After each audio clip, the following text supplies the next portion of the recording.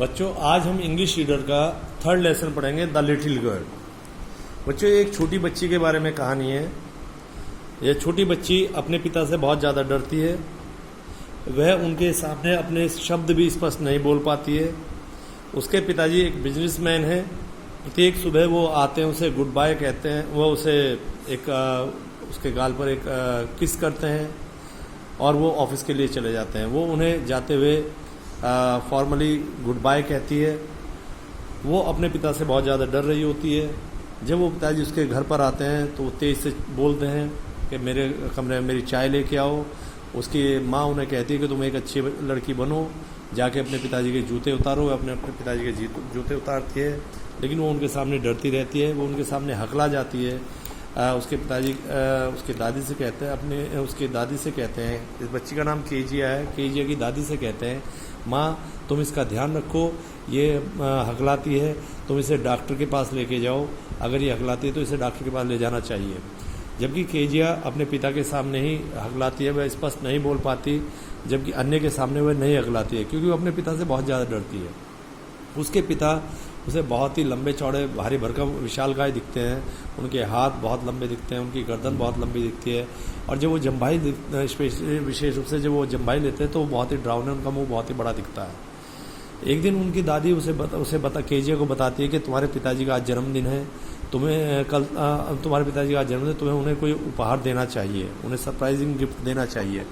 तो वो जाती है कि तुम अपने पिताजी के लिए एक पिन कुशन बनाओ। तो पिन कुशन बनाने के लिए वो उसे एक सूती कपड़ा ढूंढती है, उसे मुश्किल से 3 और से सिल लेती है। फिर उसके सामने प्रश्न हो जाता है कि इसके अंदर वो क्या भरे।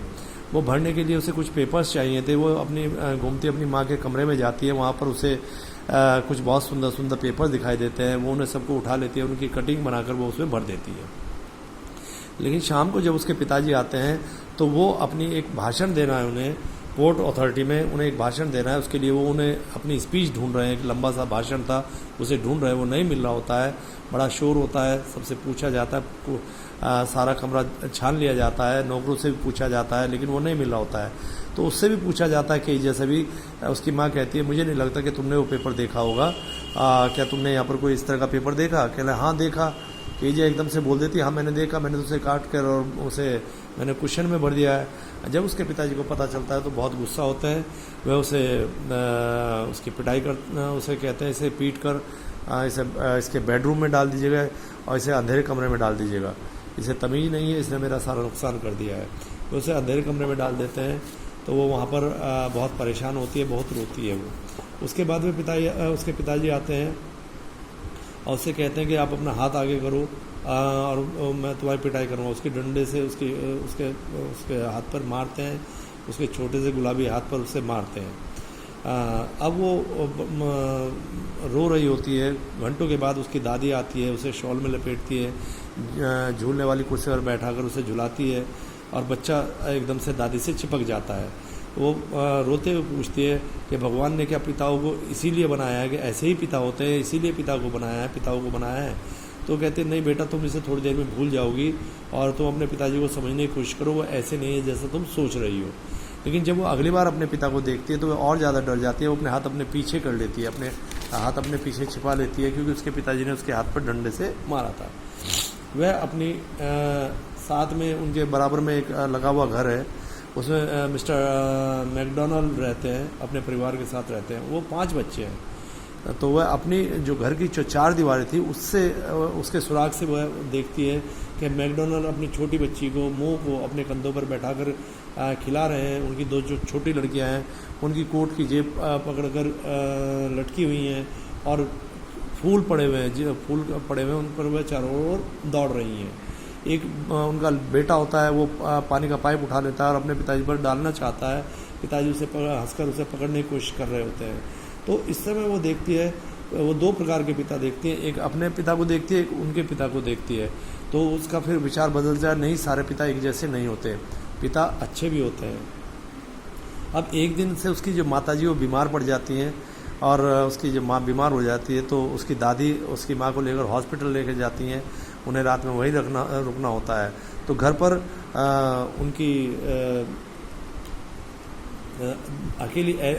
एलिस अकेली रह जाती है, अकेली रह जाती है, केजिया अकेली रह जाती है, और साथ में उसकी नौकरानी, खाना बनाने वाली नौकरानी, सर्वेंट जो होती है, एलिस वो होती है। रात में एलिस जब उसे सुला रही होती है तो वो केजिया एलिस को कहती है, मुझे भयंकर सपने आते हैं, मुझे रात में बहुत ही डरावने सपने आते हैं, मुझे मेरी दादी के बिस्तर पर ले चलो, मैं अंधेरे में नहीं सो सकती, मुझे पता नहीं धीमी धीमी आवाज़ें आती हैं। तो एलिस कहती है कि बेटा तुम अब सो जाओ, चीखना मत, तुम्हारे जो पिता हैं जो रात दिन बहुत मेहनत करते हैं, काम करते हैं, उन्हें नींद नहीं आएगी, तुम उन्हें जगा दोगी।